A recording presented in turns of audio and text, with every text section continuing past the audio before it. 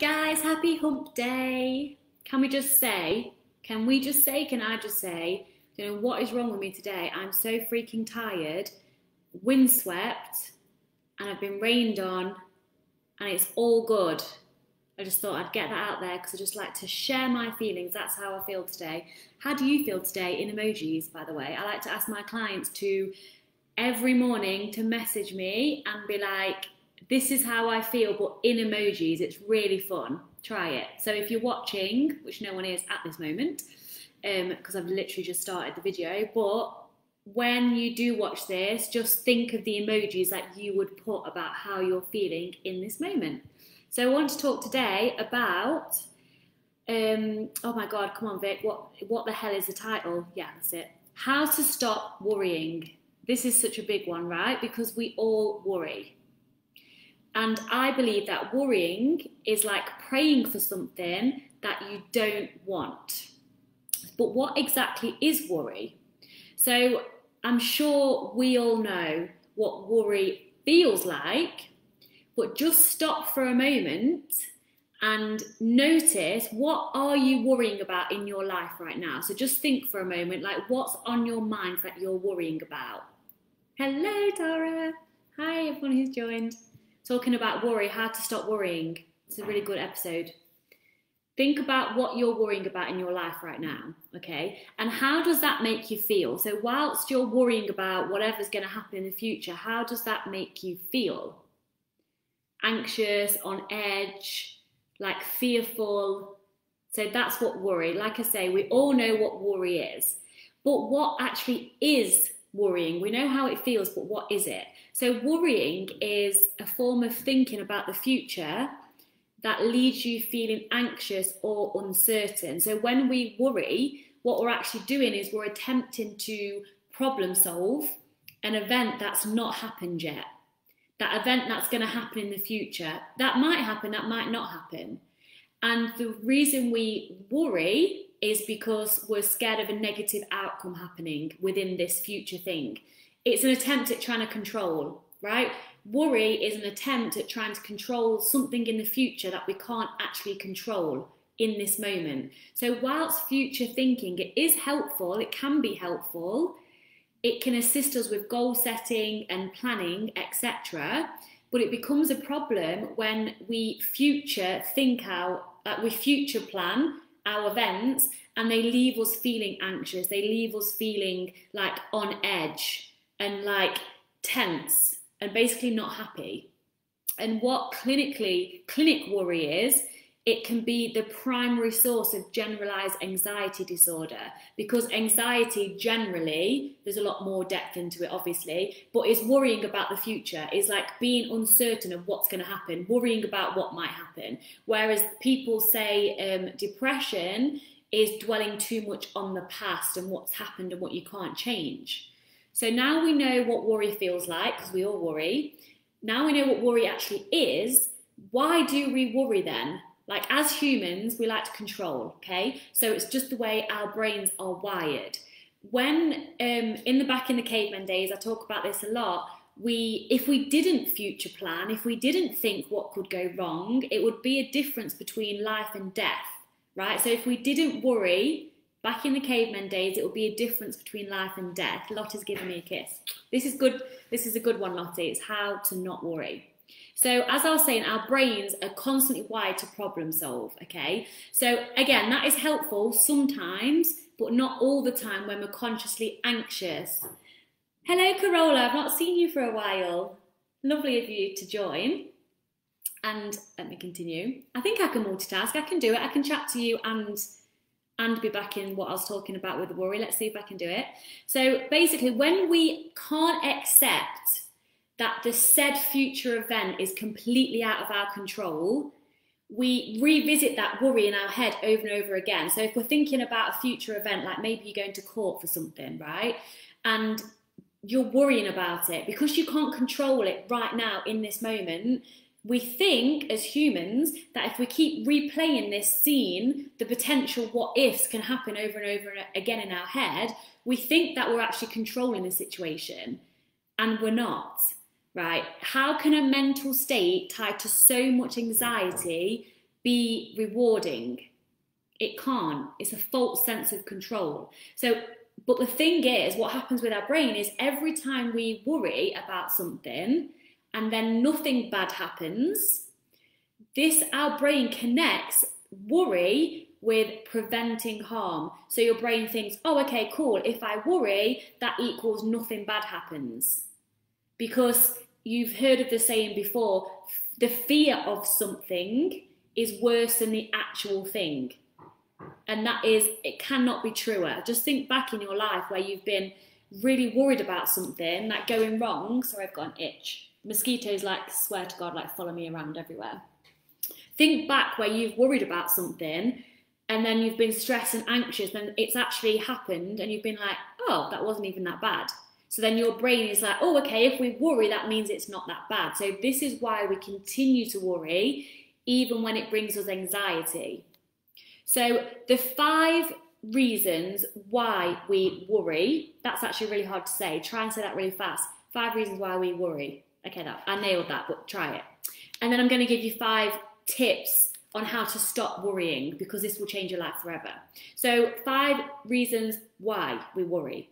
So according to Psychology Today on the internet, and I agree with this as well, there's 5 reasons why we worry. And the number 1 reason is, if I worry, I'll never have a bad surprise. I'll always know what's going to come.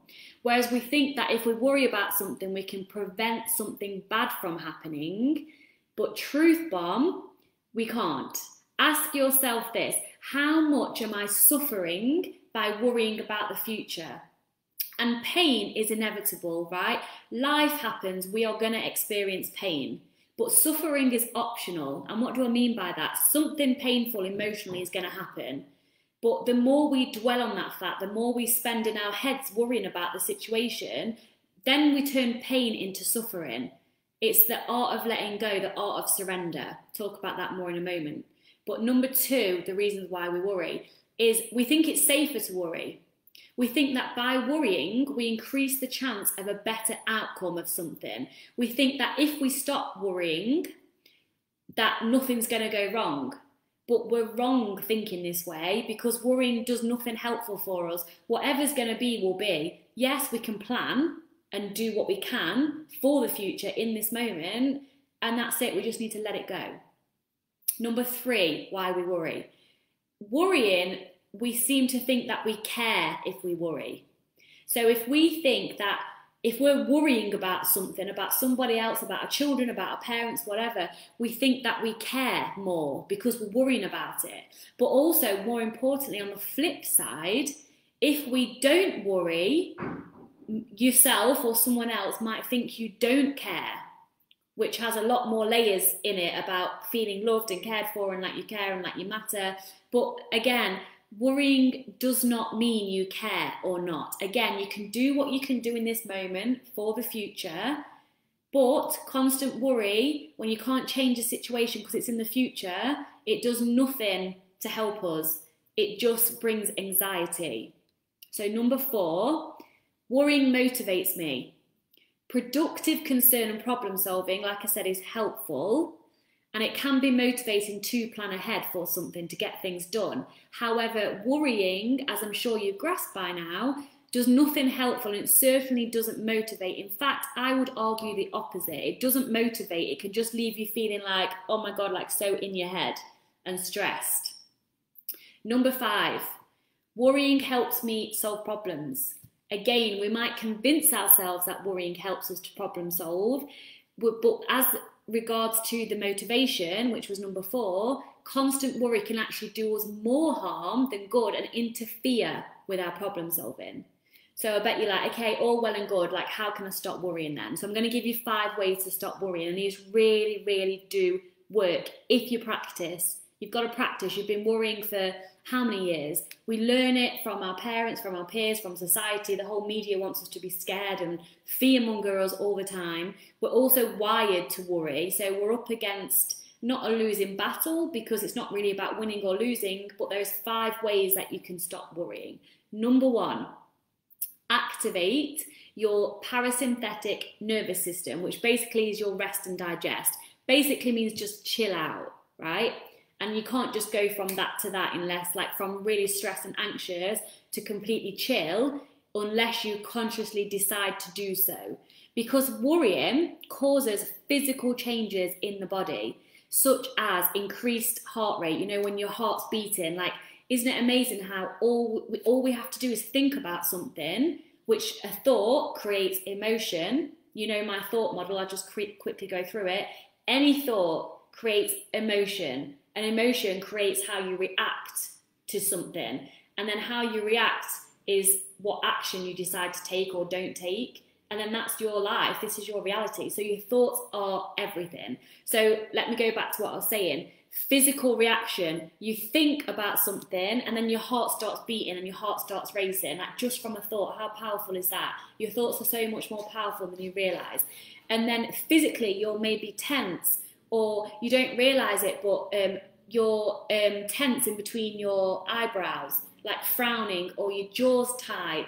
Like when I go to meditate and I do a body scan, I notice that I'm like clenching my jaw. I don't even think I'm stressed. It's just the way we hold ourselves. It's life as we know it, unless you consciously decide to change it. So when we worry, our body physically reacts to that. It goes into fight or flight mode. It reacts to, not reacts, it makes our parasympathetic nervous system flare up. The cortisol hormones released. Basically, we're physically affected by worry. So asking yourself what calms you down to bring this worry down to, it's okay, I'm just going to relax. It depends on you, but what is helpful is focusing on breathing, and box breathing is really helpful. So set your timer for 5 or 10 minutes and breathe in for the count of 4, hold for the count of 3, breathe out for the count of 4 and hold for the count of 3. So it's like 4, 3, 4, 3. Some people do it like 5, 5, 5, 5. I struggle to hold my breath for longer than 3 seconds comfortably without it stressing me out trying to hold my breath. So practice what works for you, but slow breathing, as boring as it sounds, I'm sorry, my Instagram camera is wobbling all over the place because I can't sit still. As boring as it may sound, it really helps. So try it. That's one way you can chill. Another reason, I'm always going to say it, and I'm sorry if it sounds boring, meditation really helps. Guided meditations are really good because all you have to do is choose one, put your earphones in and just listen and do what the person says. They're really helpful. They'll bring your nervous system right down to rest and digest. So that can be really helpful when you find yourself like stressing and worrying about stuff. Put on some relaxing music.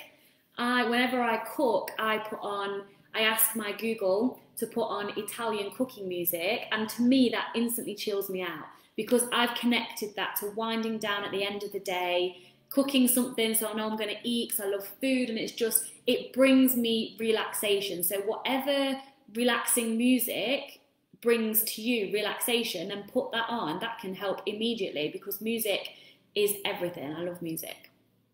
And another one, you can take a walk in nature without your phone. That's also really helpful. Even if you go in nature with your phone and say you're not going to look at your phone, there's a big difference, you know, because I've tried it. I know it may be anxiety provoking to go out without your phone because God forbid something happens to you. But let's get real. Like if you're just going to go on a walk as an adult in the daytime, what's the worst that can happen? Let's just stop worrying. Leave your phone at home, go for a 20-minute walk, look at the trees, look at the sky. Like it can make a big difference. So number one to stop worry is calm yourself down. Number two is become aware when you're worrying, because half the time we don't know what our mind's doing. We're so triggered in habitual patterns and the way our brains are wired, because when we do something over and over again, it's habit formation. Our brains get wired that way. So then we do it without thinking, like brushing your teeth. Like when you were a child or tying your shoelaces, you had to really concentrate on like doing those things. Or a better example, driving. Oh my gosh, when I first had my first driving lesson, I was like, I'm never getting in the car ever again. I hate it. I don't want to drive. Right? And then now I drive like here in the Netherlands on the wrong side of the road. I know they say the English is the wrong side, but come on, I'm English, so I'm obviously biased. on the wrong side of the road and all that, and I just do it without thinking. So that just shows you that with anything in life, even if we're talking about stopping worrying, changing anything in life, like it's gonna be hard at the beginning, like learning to drive or tying your shoelaces when you were young, which I still do a really weird way. I swear my mum taught me like a really messed up way to tie a bow. But anyway, that's something different. So when we worry, it can be just instant. So number 2 is become aware. So when you notice that you're worrying, you might not notice until you kind of notice you're like doing this or you've got a headache, and then you can be like, okay, create that space between me and the worry, because this sounds a bit strange, but you are not your emotions. Like when you feel anxiety or stress, that's not you, that's a feeling. So yes, you're experiencing this feeling, but if you stop, create that space like between you and the emotion and just observe that emotion, feel that emotion, then we have a conscious choice on how to move forward. So observing and noticing that you're worrying. Don't worry, lol, if you don't notice straight away, because you won't to begin with. But just from this day forward, just become more aware of when you're worrying, because when we know we're worrying, we can set an intention to try and just release that worry, again, by distracting ourselves or relaxing or calming down. So becoming aware is everything. Number 3, this is what we're not going to want to do. Embrace the unknown. We spend so much time as humans trying to control and resist uncertainty that we find it almost impossible to embrace it and to see the unknown as a positive thing. I have worked on this so hard the last few years, and I kind of like to not know what's going to happen, because that's, to me, that's exciting. But again, this takes work. So let's turn the word impossible, which if you're thinking it's impossible to like see change as exciting when we don't know if it's going to be good or bad, but let's take the impossible and break it down. I'm going to be cheesy here, but I want to say it. The word impossible, separate it to I'm possible. I know that was a bit of a cheese, but it's so true, because anything is possible if you want it. I'm not joking. So embracing the unknown is actually the secret to living a life of freedom and joy. Practice letting go and consider this patience prayer. And when I say prayer, you don't have to be religious or anything like that, but just listen to the words that I'm going to read and just for your consideration. Okay, so it's a really short one. So God, grant me the serenity to accept the things I cannot change, courage to change the things I can, and wisdom to know the difference. I'm just going to read that one more time. So God, grant me the serenity to accept the things I cannot change, the courage to change the things I can, and the wisdom to know the difference. That really landed with me, so I hope it landed with you too. And that's by a guy who I can't pronounce his name very well, Reinhold Nupeler, I don't know, someone called Reinhold. It's on my blog, if you want to know the very wise guy who said it. But all we can do, right, realistically, is focus one step at a time on whatever goal we have in the future, whatever we, quote, worrying about in the future. We can't control the outcome ever. All we can do is ask ourselves, can I do something about this situation? Yes or no? If you can, do the steps you can do up to this event. And that's it. And you've just literally got to practice singing that song, like whatever will be, que sera, sera. I'm not going to sing because I can't sing. But whatever will be, will be. And again, it's not that you don't care just because you don't worry and make yourself anxious over something.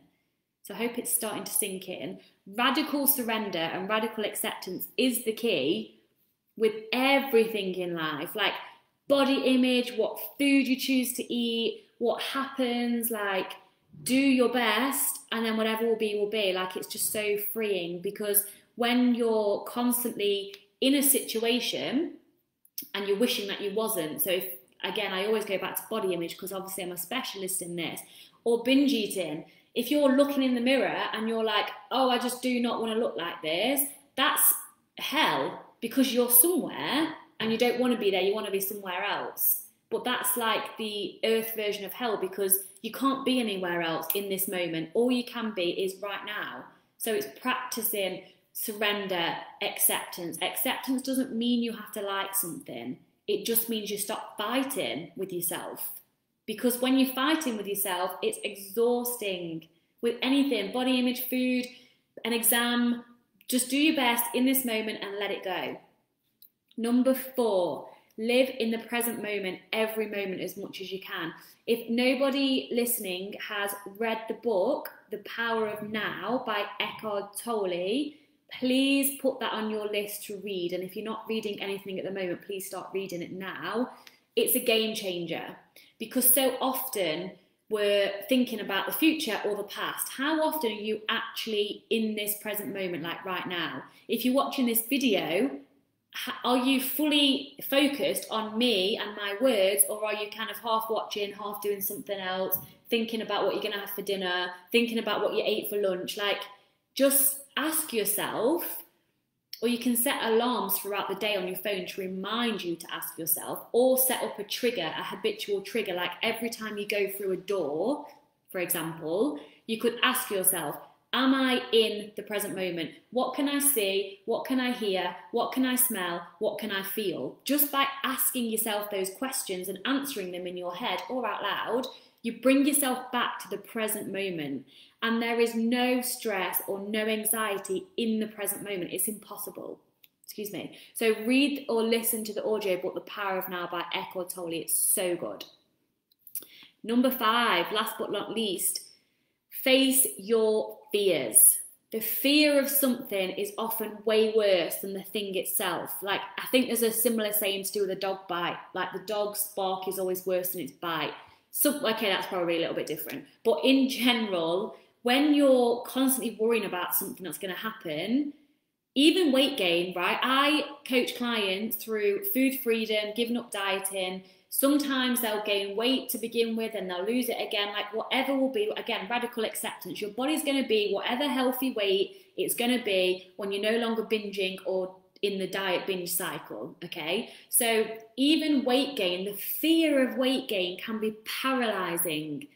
I am not ashamed to admit, but I was ashamed to admit when I was younger, when I was anorexic, I would rather have someone in my family died than me gain weight. Like, that breaks my heart. I remember feeling that and actually knowing that would be the truth for me. So the fear, sorry, I've got an itch. The fear of weight gain can be paralyzing, right?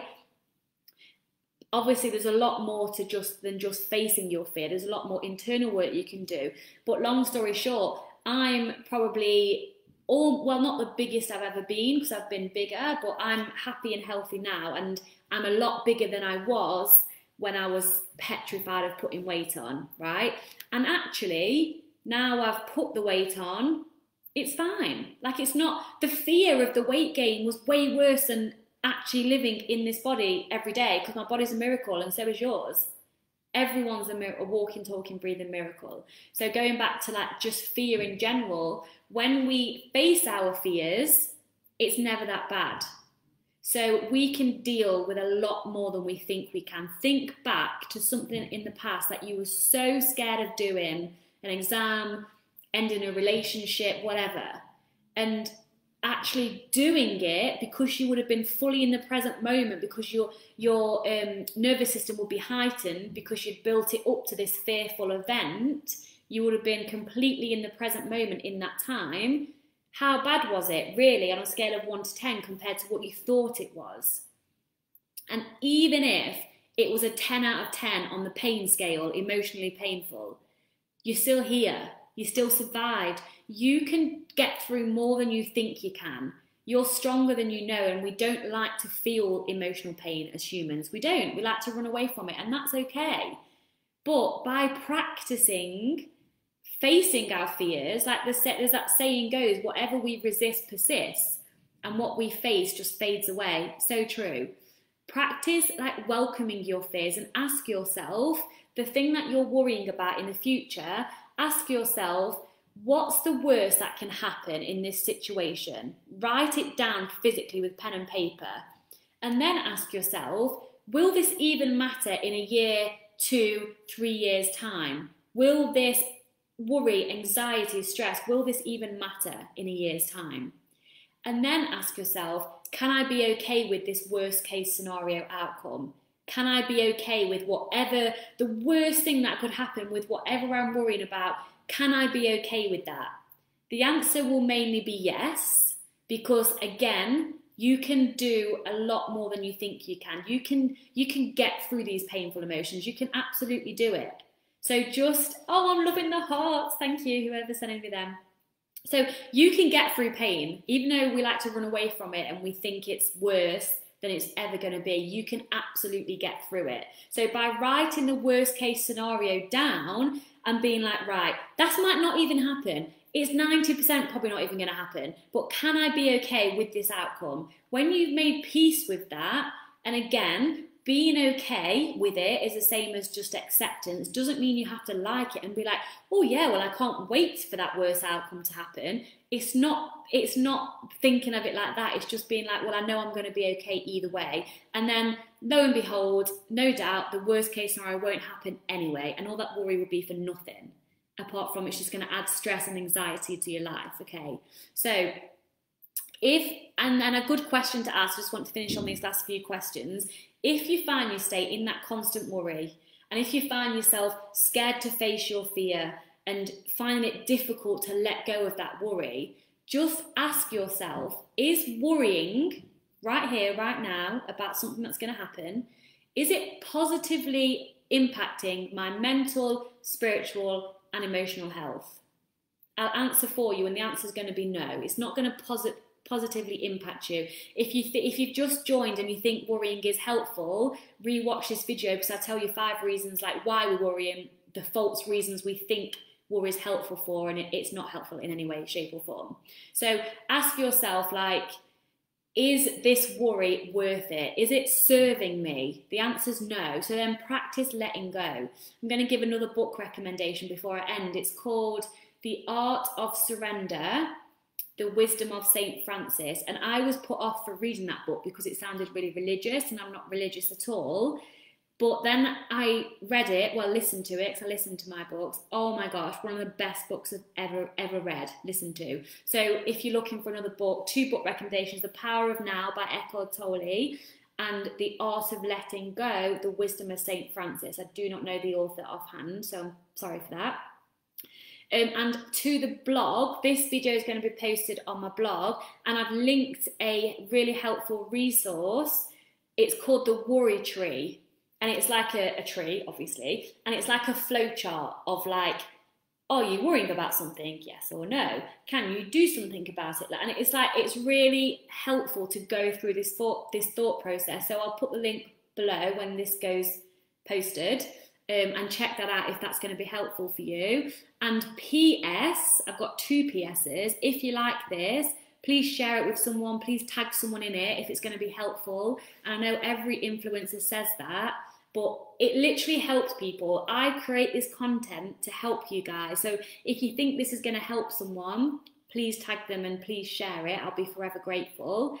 And a PPS, in September the 1st, I've got something that I'm working on that I'm really excited about. I'm going to keep it a bit of a surprise, but it is going to be something that I've not done before, and it's going to help you to stop worrying, find your self-love, increase your self-worth and self-esteem, all things around self-love, self-worth, self-esteem, self-confidence. It's going to be all around to do with that. So if you would like to be on the pre-launch list, again, the link I'll post below. Pop your email. It doesn't add you to any funnel or any marketing emails. It's just for this pre-launch, and I'll let you know more about it when the time comes. So I hope that was helpful. Thank you for those that watched to the end. I love you all. And what I'm going to do now, if in case you're interested, I'm going to do a meditation because I feel a bit frazzled today. It's raining, and I biked to the gym, taught a body pump lesson. I gave all my energy, and then I biked back. Then I made my dinner, which was mince and courgette. It was very nice. And then I walked my friend's dog for an hour with my dog. And then I did this video. And I'm actually sat here, this is quite funny, I don't even know why I'm saying this, with no pants on because I can and no one knows what you do now. But anyway, okay, that's enough chit chat. Thank you for watching to the end, and I will see you next week. And again, don't forget to visit the blog when I attach this, because you've got those links and resources in there. Okay, bye for now. See you soon.